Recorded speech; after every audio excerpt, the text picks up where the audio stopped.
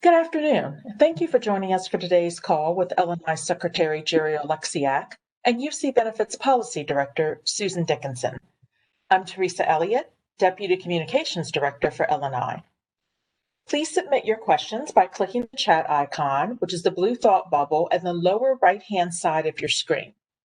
Please include your name and media outlet, followed by your question. In the interest of time, you'll be limited to one question, but time permitting, we'll open up the call for a second round.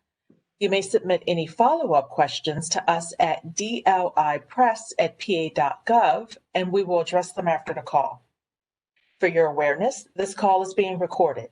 If you do not consent to being recorded, please hang up now.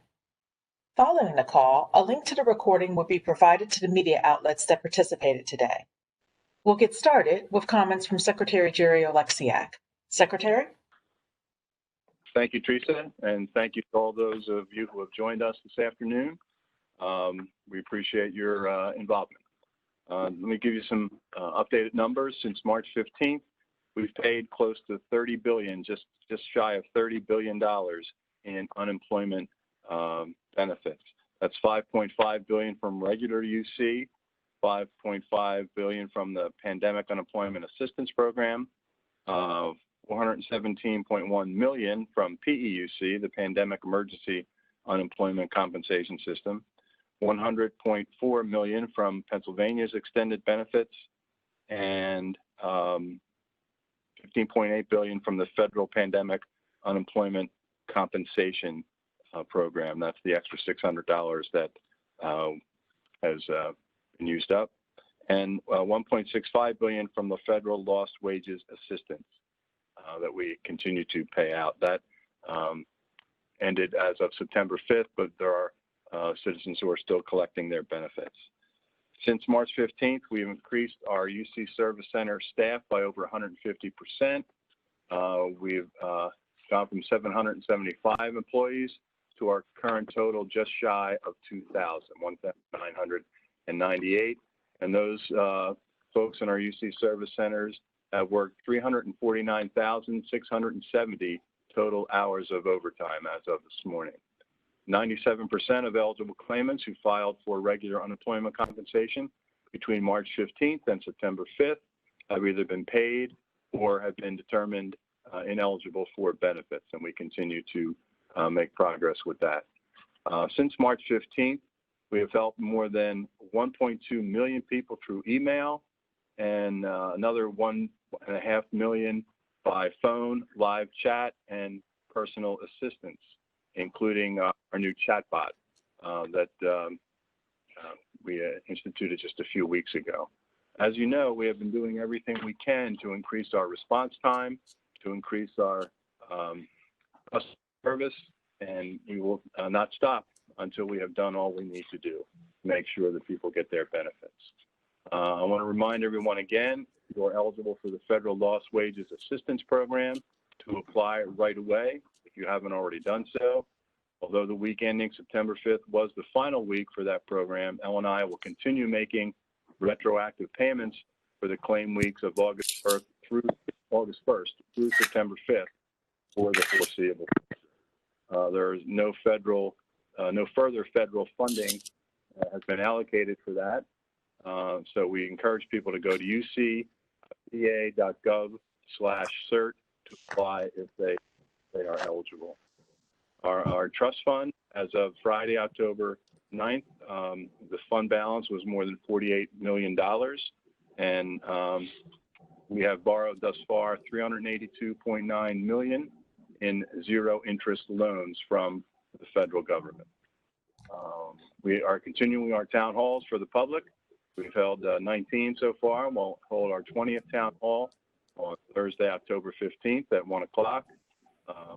We'll have an additional person involved in that call, members of the general public. The Career Links, Pennsylvania Career Links, our Bureau of Workforce Partnerships Director, Ruben Pache, will be on the call this week, and we encourage folks to get involved in that. access.live/PA-labor to join that call. Let me give you an update on the PUA fraud situation. Last Thursday, we announced that our new identity verification vendor, ID.me, has begun contacting PUA claimants to assist them with confirming their identities. Elle and I contracted with ID.me to provide the vetting after a surge that we saw in suspicious claims in late September. Claimants who are contacted by ID.me should follow the directions given to verify their identities so their payments can be released. This will help ensure that PUA payments are going to Pennsylvanians in need and not into the pockets of fraudsters. As we've said before, only new PUA applicants will need to verify their identities. No other unemployment benefits programs have been impacted. We continue to monitor PUA claims for fraud, and we continue to work with law enforcement partners at the state, local, and federal level to put a stop to this and bring the bad guys to justice. We encourage you to go to uc.pa.gov/fraud to learn the list of warning signs, how to report fraud, and what to do if you have received benefits that you know you are not entitled to. That's all I have. I'm going to turn it over to Susan to provide a little further information about the PUA situation. Susan? Thank you. Good afternoon, everybody.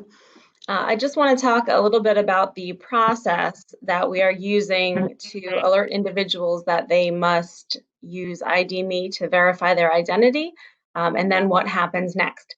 So the first step for PUA claimants, and again, this is just for individuals using the PUA system, the PUA system. This is not for regular unemployment claimants. If we feel the need that we need further verification of their identity, then what we do is we send them a message in their dashboard in the system so that they know they have to do this step. This is important because if we sent it to their external email, they may not receive it. It may go to spam. So it's in everybody's dashboard, and as soon as they log into their dashboard, whether it be to file their weekly claims or to check some other information, there's a pop-up there that will tell them you have a message waiting, and so they will definitely receive their message. It doesn't have a chance of going into a spam folder. Claimants did indicate their preference when they first opened a claim as to how they want to be notified about things, whether it is just an internal message or if in addition to the internal message, they want an email saying that there's a message there. So that will be up to the individual. Some people may receive a message telling them that they should log in and that there's a dashboard message. Others will just see it simply the next time they log into their dashboard.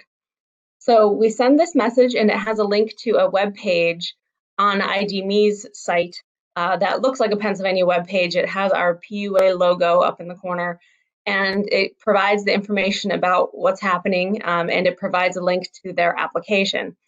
So when the individual takes the link to the application to verify their identity, they're given a few options. They're asked if they want to, if they prefer going the route of answering personal questions about themselves, if they want to go the route of uploading a license or a passport, some other documentation.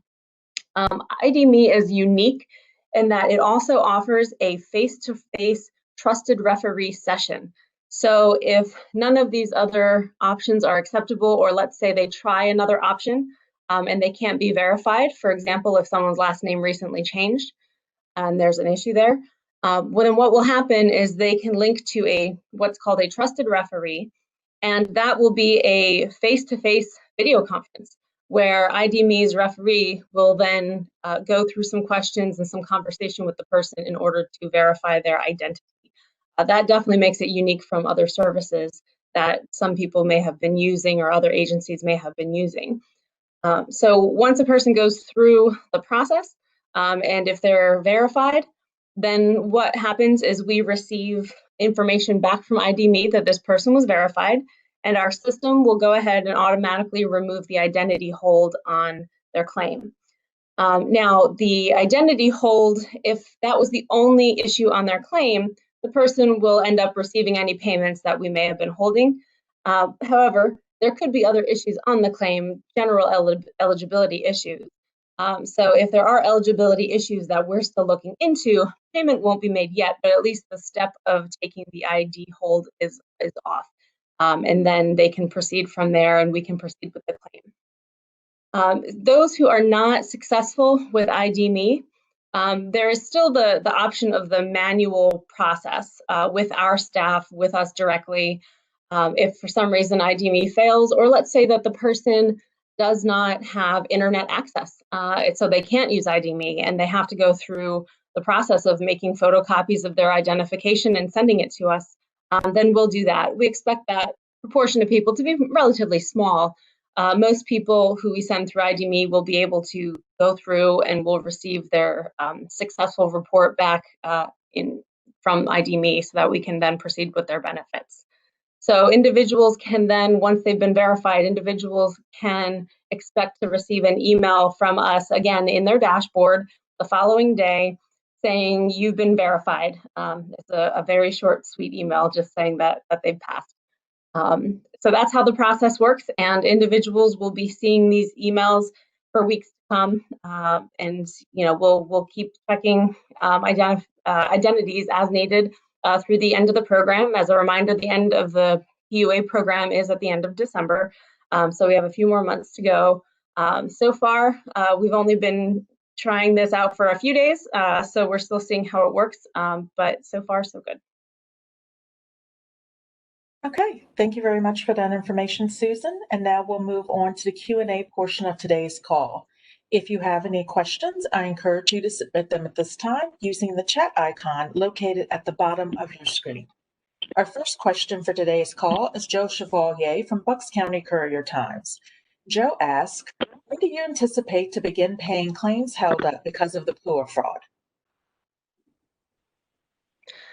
We have actually already started making payments for the individuals. I'm assuming you're talking about the individuals that we started holding payments for new claims as of 9/17. We actually started releasing those, a lot of those about a week ago or so. Of course, we were still holding on to ones that we couldn't release to put them through the ID.me process. So those were the first ones that we were sending through. It's still a little bit too early to see what the ID.me statistics are like. But we sent through several thousand, and so it's up to the person now to go in and verify themselves. Of course, only real people will be doing that. Fraudulent claims, they won't probably have any attempts, or if they attempt, they'll probably fail.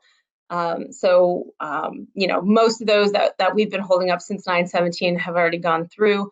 And also, we did start, we were placing that hold on claims starting with 9/17, but we stopped holding any claims as of last week. So as of Monday last week, regular claims just flowed through, and all we had to do was go back and look at the ones since 9/17 and put those through. So claims aren't being held anymore. They haven't been for the last week. They're just going through our process, and anyone who doesn't get verified by our internal measures to the system, those are the ones getting sent to ID.me for further verification. WTAE's Paul Van Alstall wants to know, if someone wrongfully received unemployment due to fraud, but then canceled their debit card, how can they be assured they will not be taxed on those benefits? When we have fraudulent claims and we know that it's a fraudulent claim, we have those manually removed from our 1099 run that happens at the end of the year when we put all of our programs together and we prepare the 1099s for individuals. So it is a manual process to take them out. So that's why we encourage individuals, if they have received something, they've never filed for unemployment, but they received something from us, it's important for them to let us know, or if they received a payment, return it to Treasury, and Treasury lets us know that this is a fraudulent claim. That way we can, not only make sure that the money doesn't go out to anyone it shouldn't go out to, but also for 1099 purposes, that gives us the person's name and social security number so that at the end of the year we can remove them from that process. Next, we have Mark Sims from Radio PA. Since you'll be holding your 20th town hall, they must be going well. Talk about how they've gone and how have they benefited those who have participated in them. Well, I'll start that, and then Susan, please jump in. They have been going well. Our numbers have been good of people who have logged into it. We answer a lot of questions. We learn a lot from the claimants of issues they're having that we can work on going back to to our system and seeing what we can do to fix it. It's consistent with the approach I've taken from the beginning of this. We want to be transparent. We want to be available. I think we've probably done more than 30 of these media calls.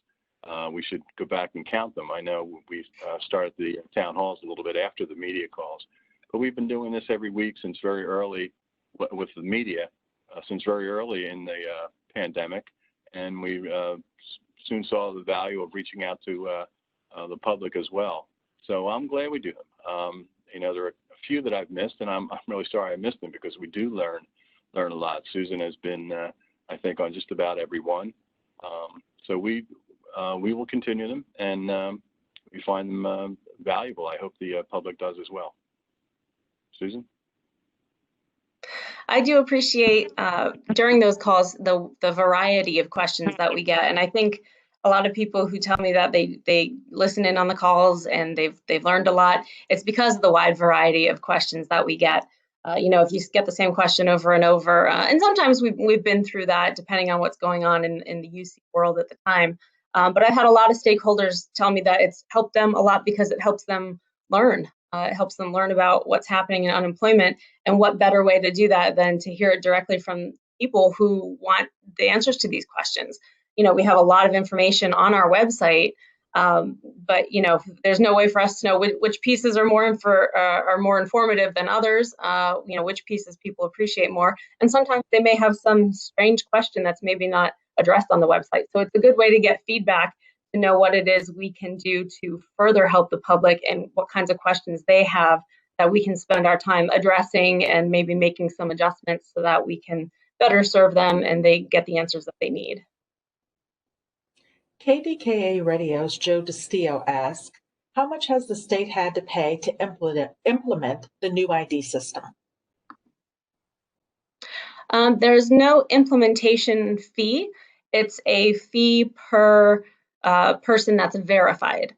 So it's only for individuals whose identities do successfully get verified. If they fail or if they never even try, we don't get charged for that.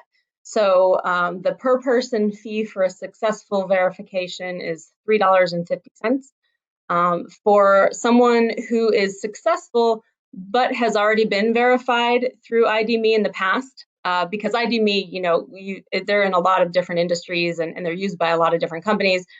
We may not be the only ones using them and that person has encountered. So if they've been verified by ID.me in the past, we only get charged about half of the successful implementation fee.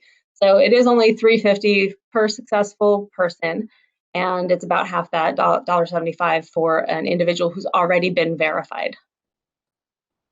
It looks like we're about to enter our second round of questions, so if anyone has any additional questions at this time, please submit them to us now.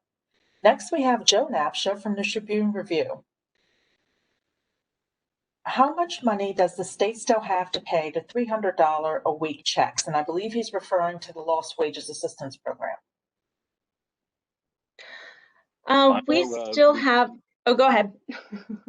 No, I was going to say we have paid $1.65 billion thus far, and Susan, I don't remember the exact number of what the grant was. Can you probably have that? I want to say it was $2.3 billion. Okay. Yeah, that's what I thought. We can check that to verify. Mm-hmm. So that would be the amount of money that's left. Okay. Next, we have a follow-up from Joe Chevalier from the Bucks County Courier-Times, and she has a couple of questions here. How long does it take to go through the ID.me process and get the results to unemployment to release the benefit hold? And how can someone verify the link that they are given is legitimate? So the amount of time it takes will actually be up to the person. So for example, if we send them a message today, they can click right on the link and it takes about 3 minutes to go through. At least when I did it, and I chose the option of answering questions based on my credit history, what street did you live on, blah, blah, blah.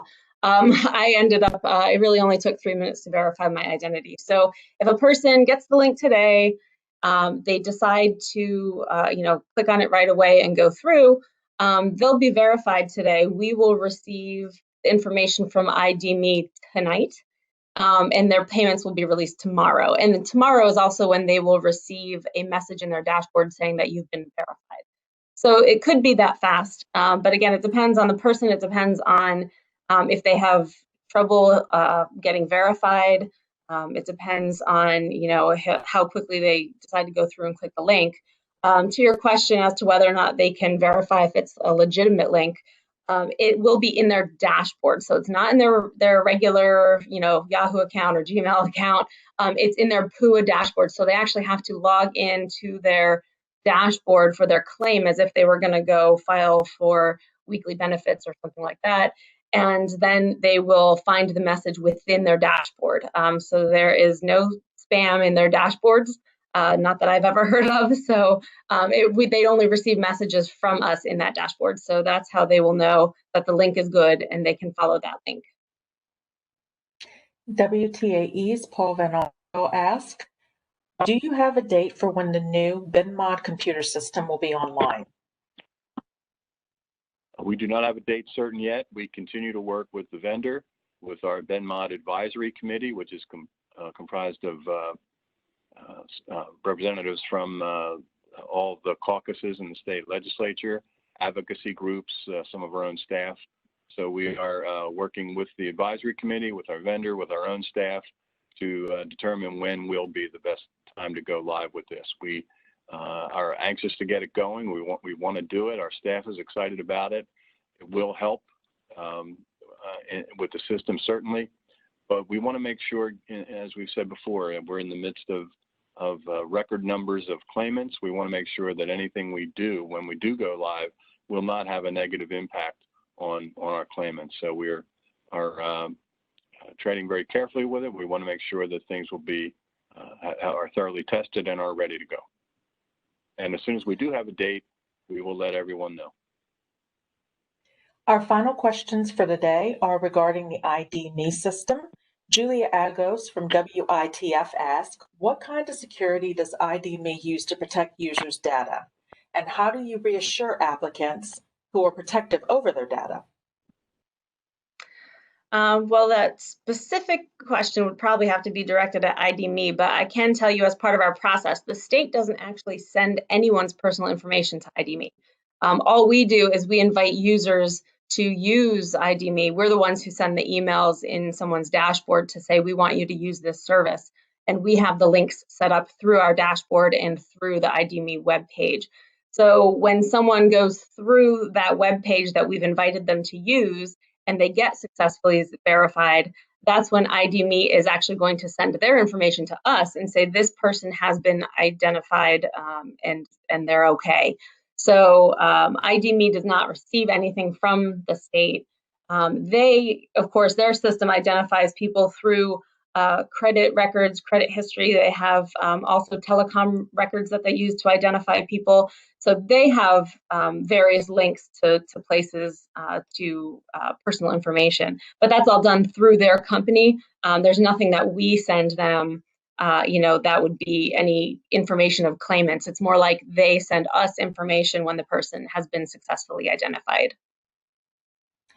We had 2 more questions submitted, so now we have our final questions for today's call, and they are from Joseph Vallier from Bucks County Courier-Times. How many people had benefits released under the 917 hold with the new PUA claimants so far, even if it's only a ballpark? And then the last question is, how many of those claims were forwarded to ID.me for verification? I don't have the numbers offhand, so that might be better for us to check after the call, just to see. I know that we had held, I want to say it was 117,000 claims at the point that we started releasing them. So that would have been about a week ago, a little over a week ago. So those are the ones that we're then, going back and sending through to ID.me. Okay. Before we end today's call, Susan or Jerry, do you have any additional information to add at this time? Not for me, thank you. We appreciate you being on the call. I don't have anything to add. Thank you, Teresa. All right, excellent. That's all the time we have for today. Please email our communications office with any additional follow-ups at dlipress@pa.gov. Thank you so much for joining us.